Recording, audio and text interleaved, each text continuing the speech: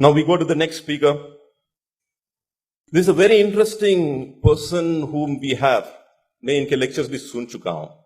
बहुत अच्छा लगा जब स्वामी जी जो है मोहम्मद सल्लल्लाहु अलैहि वसल्लम के बारे में रिसर्च करते हुए बहुत हाई लेवल बात जो है बहुत आसानी तरीके से रखते थे.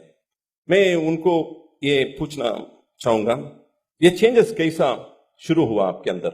यानी आप पहले एकदम ऑपोजिट थे. वो जो किताब पहले जो किताब लिखे टोटली एंटी इस्लामिक था.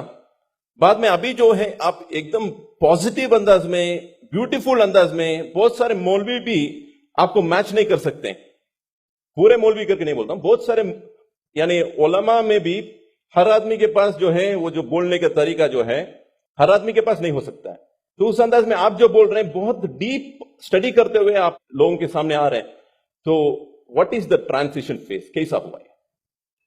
ओम पूर्णमदः पूर्णमिदं पूर्णात् पूर्णमुदच्यते पूर्णस्य पूर्णमादाय पूर्णमेवावशिष्यते. ओम शांति शांति शांति.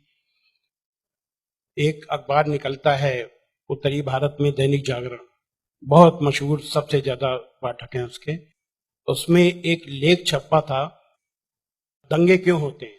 बल्लाज मधोक, जो बुजुर्ग लोग हैं उनको जानते होंगे बल्लाज मधोक को, उन्होंने एक लेख लिखा था और कुरान मजीद की कुछ आयतें दी थी.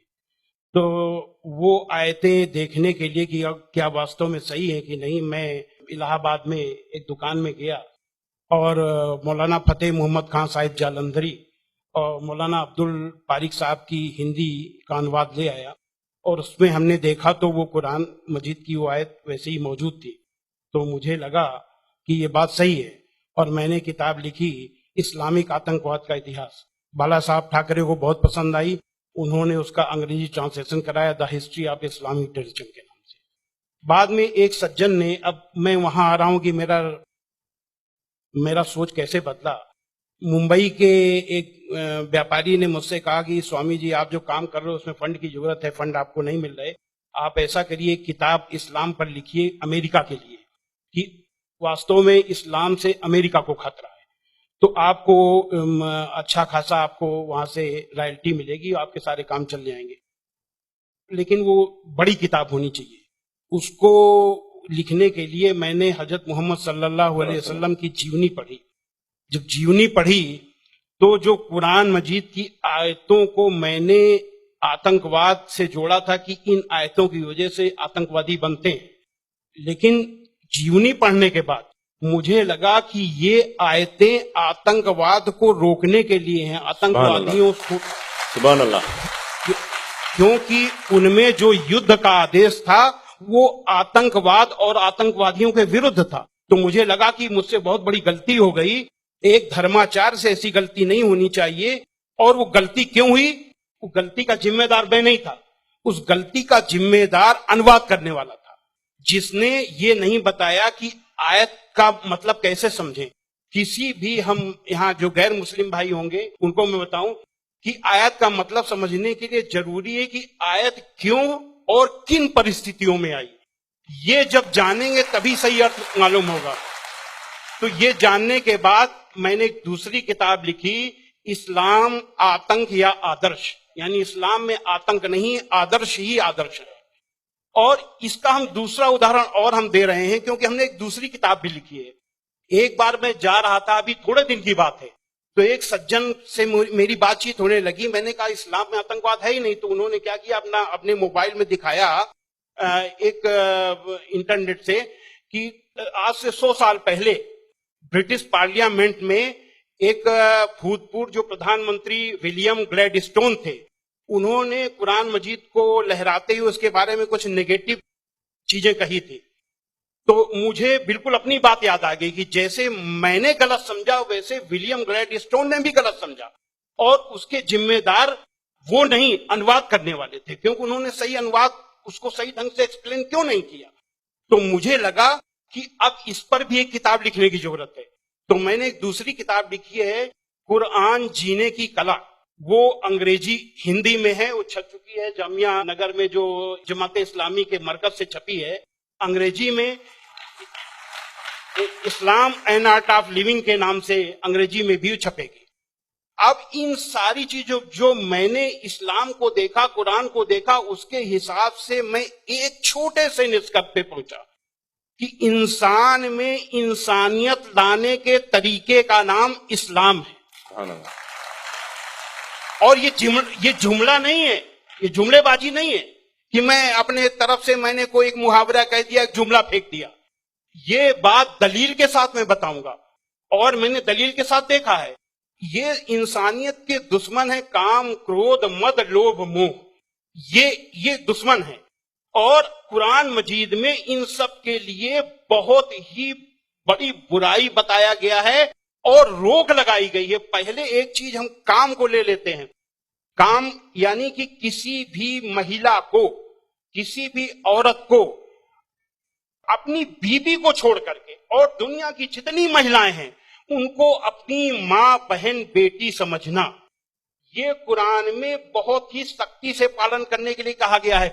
अभी तक आप लोगों ने देखा होगा कि जो गैर मुस्लिम भाई हो, सुने कि किसी भी मर्द को देख करके औरत को अपनी निगाहें नीची कर लेना चाहिए, लेकिन कुरान का क्या हुक्म है? कुरान के सूरा 24 आयत नंबर 30 में है, ऐ मोहम्मद मोमिनों से कह दो कि वे अपनी गैर जो भी महिलाएं हैं, जो उनको देख करके अपनी निगाहें नीची रखा करें और अपनी शर्मगाहों की हिफाजत करें। सुभान अल्लाह। यानी जब सुभान अल्लाह। मर्द जब अपनी पत्नी के सिवा किसी को देखे तो आंख न मिलाए उससे, अपनी निगाहें नीची कर ले और मर्यादा में रहे। ये पुरुष के लिए ये बनाया गया नियम, और यही नियम औरत के लिए भी, दोनों के लिए वही नियम बनाए गए। ये नहीं कि केवल औरत के लिए। कहते हैं कि इस्लाम में औरत को दबाया जाता है, लेकिन मर्द के लिए कितना सख्ती से नियम बनाया गया। तो ये काम के लिए कितनी सख्ती की गई। क्रोध, गुस्सा के लिए सबसे पहले गुस्सा का तरीका इस्लाम में इतना आसान बताया गया कि देख करके मैं सबसे ज्यादा प्रभावित हुआ। कहा जाता है अगर गुस्सा अगर किसी का रुक जाए तो वो पूरा संत बन गया, साधु बन गया। और कितना बढ़िया तरीका इस्लाम में बताया गया, कुरान में बताया गया है कि माफ कर दो, किसी के गुनाहों को माफ कर दो, और जब माफ कर दो तो गुस्सा खत्म। और सबसे पहले ये हुक्म दिया गया पैगंबर को। सूरा 7 आयत नंबर 199 में हुक्म आया कि ऐ मोहम्मद माफी का तरीका अपनाओ और भलाई का हुक्म देते रहो और अज्ञानियों से किनारा कर दो। सबसे पहला माफी का हुक्म अगर आया तो अपने पैगंबर के लिए आया। और ऐसे लोगों को क्या कहा गया? सूरा 3 आयत नंबर 134 में अल्लाह का हुक्म है कि जो लोग तंगी और खुशहाली की हर हालत में अच्छे से अच्छा काम करते हैं और गुस्से को रोकते हैं और लोगों के गुनाहों को माफ करते हैं, तो अल्लाह ऐसे लोगों को पसंद करता है जो ऐसे अच्छा से अच्छा काम करते हैं। हजरत मोहम्मद सल्लल्लाहु अलैहि वसल्लम पर कुरान उतरने के बाद आपके दिल में उतर गई। दिल में उतरने के बाद आपके कर्मों में उतर गई। आपके एक एक कर्म कुरान में अल्लाह के हुक्म के अनुसार हुआ करते थे। आपने पहले खुद अपने आचरण में लिया, अपने अखलाक में लिया, तब दूसरों को बताया। फतेह मक्का के दिन वो अबू सुफियान जो आपके खिलाफ मक्का की एक एक लड़ाई में आपका के खिलाफ नेतृत्व करते थे, जब वो सामने पड़े फतेह मक्का के दिन, तो हजरत मोहम्मद सल्लल्लाहु अलैहि वसल्लम ने कहा कि आज अबू सुफियान को माफी, और जो अबू सुफियान के घर में दाखिल हो जाए उसे भी माफी। आज जो अपने घर के दरवाजे बंद कर ले उसे माफी, जो मस्जिद में चला जाए उसे भी माफी। अब आप सोचिए, जिस मक्का में कदम कदम पे आपका विरोध था, कदम कदम पे आपके रास्ते पे रोड़े अटकाए गए, और जो 10,000 लोगों की फौज के साथ आप जब पहुंचे तो किसकी हिम्मत थी कि सामने होता? सारे के सारे लोग छिप गए। जब हजरत मोहम्मद सल्लल्लाहु अलैहि वसल्लम ने देखा कि कोई नहीं दिखाई दे रहा, तो बहाना बनाया माफी देने का। ये बहाना क्या बनाया कि जो यहाँ चला चुप जाए उसे माफी, जो वहां चुप जाए उसे माफी, जो वहां चुप जाए उसे भी माफी। यानी किसी न किसी बहाने सबको माफी, माफी, माफी और माफी। माशाल्लाह, माशाल्लाह। स्वामी जी, आपको रोकना मेरे दिल में क्या है, ख्वाहिश तो नहीं है, मगर मैं पैनल डिस्कशन कंडक्ट कर रहा हूं अभी, इसलिए आपसे एक सवाल भी मैं करूंगा। मैं समझ रहा हूं आपके जो रिसर्च बहुत डीप है, फिर भी एक सवाल मैं आपसे पूछना चाहूंगा। अभी आपको ये रिसर्च होने के बाद क्या आपको ये लग रहा है कि मुसलमान जो आजकल के बहुत सारे मुसलमान जो है वो खुद जितना आपने रिसर्च किए अक्सर लोग रिसर्च नहीं करें, क्या ये एक वजह हो सकता है? मेरे हिसाब से मैंने जो जो भी मसाइल यानी समस्याएं दुनिया में देखी हैं, उन सारी समस्याओं का पॉजिटिव हल कुरान मजीद में मौजूद है। बस देखने की जरूरत है। जो ईश्वरी किताबें होती हैं वो बहुत ही रहस्यमयी होती हैं, उनको समझना आसान काम नहीं है। उसके लिए तन और मन दोनों की पवित्रता चाहिए। केवल शरीर नहाया धोया ना हो, केवल शरीर की को पाक करने की ही केवल जरूरत नहीं है, मन को भी पाक करने की जरूरत है। जब शरीर और मन से पाक होकर के आप देखेंगे तो उसका राज समझ में आएगा, आपकी हर समस्या का हल कुरान मजीद में मिल जाएगा। और उसी नजरिए से आज का मुसलमान कुरान मजीद को नहीं देख रहा, इसीलिए समस्याएं पैदा हो रही। Thank you